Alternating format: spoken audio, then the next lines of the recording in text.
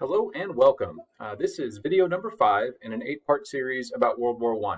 In today's video, we're going to focus on the theaters of war for World War I. So we'll take a look at the Western Front and the Eastern Front, and then the war at sea. We'll talk about each of those one at a time. Here we go. All right, so we'll start first with Western Front fighting. When people think about fighting in World War I, this is very likely what people are thinking about most of the time. This is where you get some of the characteristics of World War I fighting the most. So with Western Front fighting, what we're talking about really is the fighting that took place in northern France. If you look at the map on the screen up there, you can see the gray shaded area represents where a lot of the fighting took place. So basically, on a meandering line from about where Switzerland was at on up to the North Sea, you have what became trench fighting. And this all ended up coming about when the Schlieffen Plan failed to work for Germany, and Germany found itself in a two-front war. When the Germans got pushed back at the First Battle of the Marne River, both sides basically dug in as well as they could, and that began this style of fighting. And so you can see again on the map here, just kind of a meandering line that altogether was about 500 miles from one end to the other. But when you start looking at all of the trenches that were made, you're talking about thousands and thousands of miles of trenches would ultimately be dug and used throughout the fighting during World War I. Now, as far as the way the fighting worked, I've got another picture up here that you can hopefully see and lends a little bit of visual information to how these trenches were set up. You can see that there are trenches drawn up on there, and the way this one is drawn, there's a front line trench, there's a support trench, and then on the upper left-hand side of the picture, it moves on to what it calls no man's land, and so the other side would look very much the same. So we're looking at one side of the trenches in this picture. And basically what happened is both sides would dig in. They'd really try to fortify their positions and dig them in such a way that they could move about relatively safely, at least from being shot at from the other side.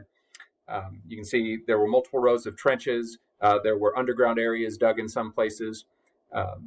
So there were places for people to actively be fighting. There were places for people to try to be, areas of rest. When the fighting did take place, a lot of times how it went was one side or the other would take turns simply coming up out of the trenches and rushing into no man's land, trying to overtake the trench on the other side. And what was really awful about this is machine guns were one of the relatively new tools of war that were available at this point. So as men were running through no man's land, the other side, who was, dug in and well positioned, could fire away at the approaching men. So many of these men would just be shot down as they ran across. At some point in time, typically they would then retreat and go back to their original trenches. Possibly at that point, the other side, who had just been doing the shooting and defending, might run up out of their trenches and enter no man's land and try to overtake the other trench. And a lot of this was back and forth, and there were a lot of casualties. And so that was really the nature of the fighting. In a lot of ways, they were using some probably older thinking and maybe some older methods that might have worked prior to some of the new weapons being available. But for whatever reason, they didn't seem to catch on very quickly. And really throughout most of World War I fighting, that's how things went on the Western Front with trench warfare. Now, there were a number of new weapons that were being employed in this war that hadn't really been used, at least in a large scale before. Machine guns were definitely one.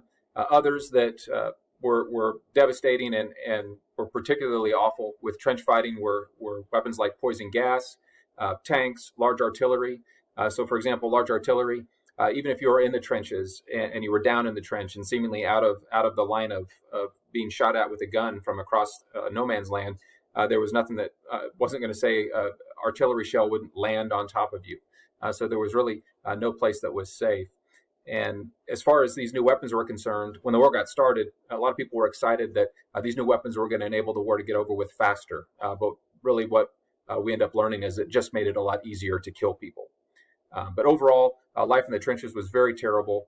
And if it wasn't the guns and the artillery shells that put you at risk, they were typically full of water, typically full of rats, typically full of dead bodies. You were just as likely, if not more likely, to end up dying from disease that you would contract in that environment as you would dying from a bullet or an artillery shell. Any way you sliced it, trench warfare fighting was just absolutely terrible. Now, even though Western Front fighting is where we tend to focus most of our energy, there were other theaters of war with World War I that were important. So I just want to speak to each of those.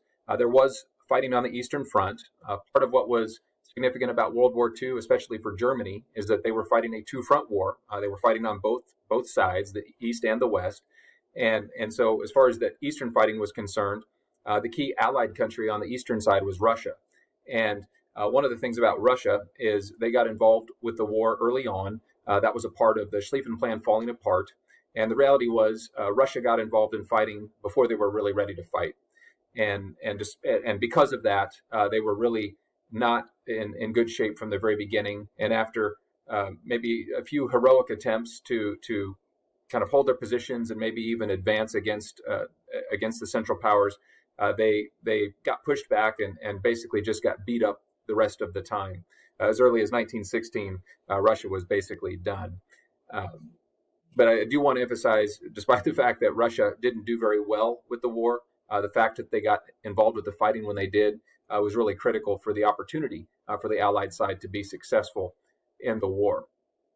So I mentioned by 1916, they were nearly defeated. They would hang in a little bit for a couple more years, actually.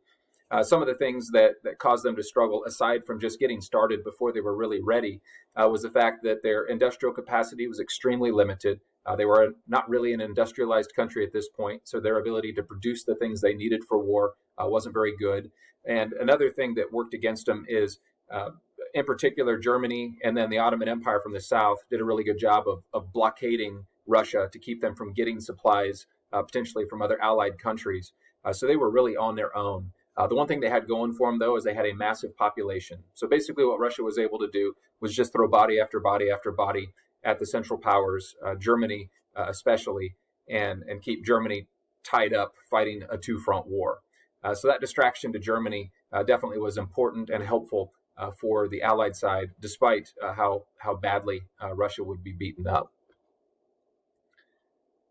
Now, the third area that I want to mention as a third major theater of war for World War I was the war at sea.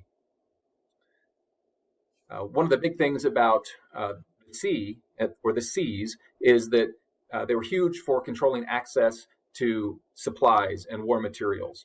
The ability to move resources from one way to another often depended on your ability to move through the sea safely and effectively. So basically, if one side or the other could control the waterways more effectively, that would go a long way towards being able to win the war. I know with warfare, a lot of times we think about people being killed specifically, and that's certainly an important part of the war and the willingness of one side or the other to fight on.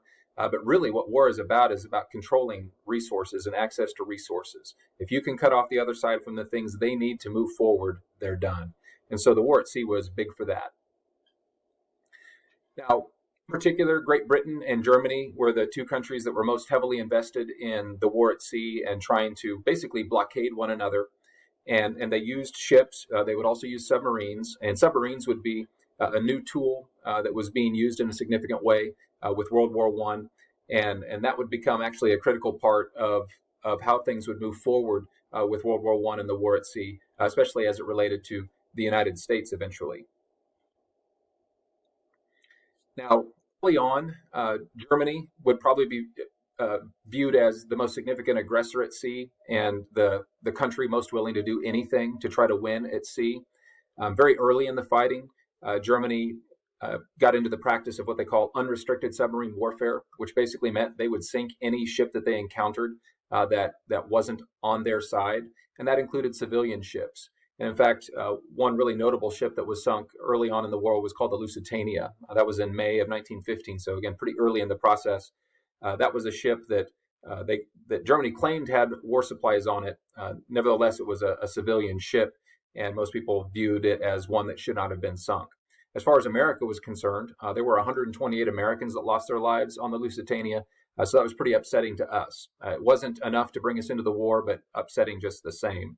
As it does turn out, or as it did turn out, the Lusitania did have war materials on it. So from that standpoint, Germany wasn't altogether wrong in their assessment that it was a ship carrying war materials. At any rate, it upset a lot of people.